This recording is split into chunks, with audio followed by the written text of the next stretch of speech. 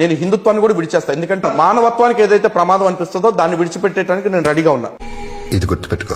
Christians Muslims అంటే పడకపోవటం కాదు, Christianity ఇస్లాం అంటే పడదు. కారణం ఏంటి అంటే ఆ మతం చెప్తున్న సిద్ధాంతంలోనే హింస, లేకపోతే ఆ మతం చెప్తున్న సిద్ధాంతంలోనే మతం ఉంది. ఇప్పుడు ఇరుక్కుంటాడు వీడు. ఎలా చెప్తే ఏం పీకుతున్నావు కాబట్టి చూడు. భారతదేశంలో ఉన్న ప్రతి వ్యక్తిని పూర్తి హిందువుగా మారుద్దాం. ప్రతి ఒక్కరు హిందువే. హిందూ భారతదేశం అవుతుంది. దాని ద్వారా ఏం లాభం అంటున్నా మీకు? ఏం పాయింట్ పెట్టావన్నా, సూపర్.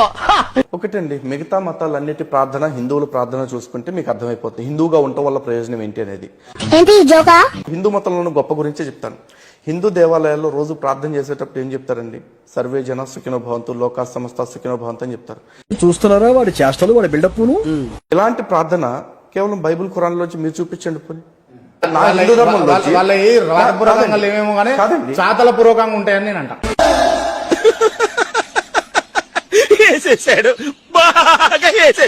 చాతల పూర్వకంగా ఉంటాయి. అక్కడ రిలీజన్ ఇంపార్టెంట్, కానీ ఇక్కడ కాండక్ట్ ఇంపార్టెంట్ సనాతన ధర్మంలో. తెలుసు. సరే, ఒక నిమిషం లలిత్ గారు. ఇప్పుడు మీరు బొట్టు పెట్టుకున్నారు, నేను బొట్టు పెట్టుకున్నాం.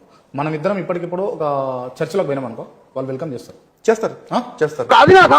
ఒక సిలువ వేసుకొని బయట కనబడేటట్టు బహిరంగంగా ఒక పాస్టర్ బట్టాలల్లా ఒక పాస్టర్ అనే వ్యక్తి ఒక గుడికి వస్తే యాక్సెప్ట్ చేస్తుర్రా? నేను అది చెప్తున్నాను. చేస్తుర్రా? నేను చెప్తాను. చేస్తుర్రా? అది చెప్పండి. చేయను. ఇదిరా మీ అసలు నిజ స్వరూపం. ఏంది ఇది? చేయటానికి వీల్లేదు. ఏంది? దట్ ఈస్ ద సనాతన ధర్మ, దట్ ఈస్ ద హిందూయిజం. తెలుసా? మంచి కట్టుబాట్లు సార్.